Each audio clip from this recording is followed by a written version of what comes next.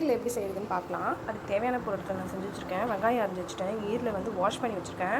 வெங்காயம் தக்காளி அரைக்கிறதுக்காக வச்சுருக்கேன். இது அப்படியே இருக்கட்டும், அப்புறமா நம்ம அரைச்சிக்கலாம். சட்டியில் வந்து நான் ஆயில் ஆல்ரெடி ஊற்றி வச்சுட்டேன். சரி எதுக்கும் வீடியோ எடுக்கலாம் அப்படின்றதுனால உங்களுக்கு இதை ரெசிபி ஷேர் பண்ணலாம் அப்படின்ட்டு தான் நான் சரி இதை ஆட் பண்ணியிருக்கேன். ஒரு சின்ன பட்டை, ஒரு கிராம்பு இது எடுத்துக்கோங்க. பட்டை கிராம்பு போட்டுக்கலாம். கட் பண்ண வெங்காயத்தை அதை போட்டுக்குவோம்.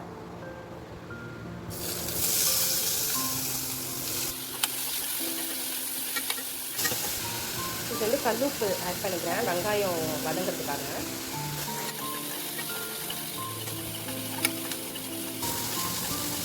இஞ்சி பூண்டு பேஸ்ட் போட்டுக்கலாம்.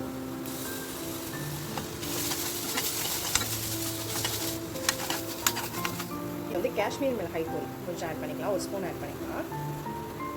இது வந்து கார மிளகாய் தூள் ஒரு ஸ்பூன் ஆட் பண்ணிக்கோங்க. இது வந்து கரம் மசாலா ஒரு ஸ்பூன் ஆட் பண்ணிக்கோங்க.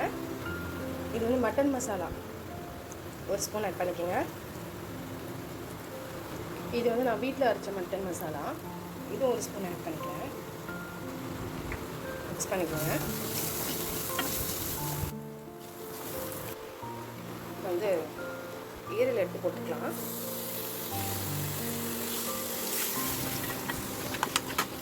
இது வந்து வீட்டில் அரைச்ச மஞ்சள் தூள் ஒரு ஸ்பூன் போட்டுக்கோங்க.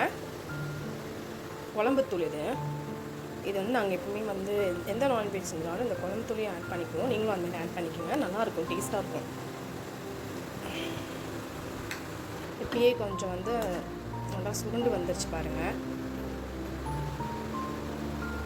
இப்போ நான் எடுத்து வச்சிருந்தேன் இல்லையா வெங்காயம் தக்காளி மிக்ஸியில், அதை நம்ம அரைச்சிடுவோம்.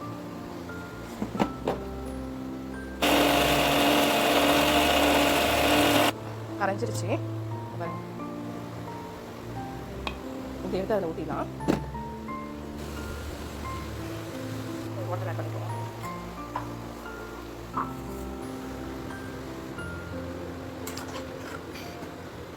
இன்னும் கொஞ்சம் தண்ணி விடும். நாங்கள் வந்து ஆனை கொதிக்கும் போதே கொஞ்சம் மல்லித்தலையை போடுவோம், கொஞ்சம் மாசமாக இருக்கும். அப்படியே குக்காகும் போதே ஃப்ளேவர்டாக நல்லா ஒரு ஃப்ளேவர் கொடுக்கும். அதனால் நாங்கள் மல்லித்தலை போடுவோம். உங்களுக்கு டிஷ்ஷாக தான் முன்னாடி போடலாம், இல்லைன்னா கடைசியாக போடுவோம். சொன்னால் நல்லா தண்ணி விடும்னு சொல்லிட்டு தண்ணி எடுப்பேன். ஒரு கலர்ஃபுல்லாக இருக்குல்ல.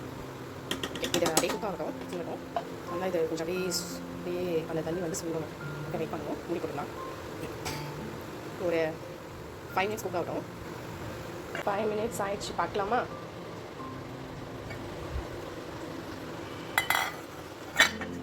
நல்லா இருக்கு. கொஞ்சம் சுண்டணும். இந்த கிரேவி மாதிரி இருக்கு இல்லையா, இது கொஞ்சம் சுண்டனா ரெடி ஆகிடும்.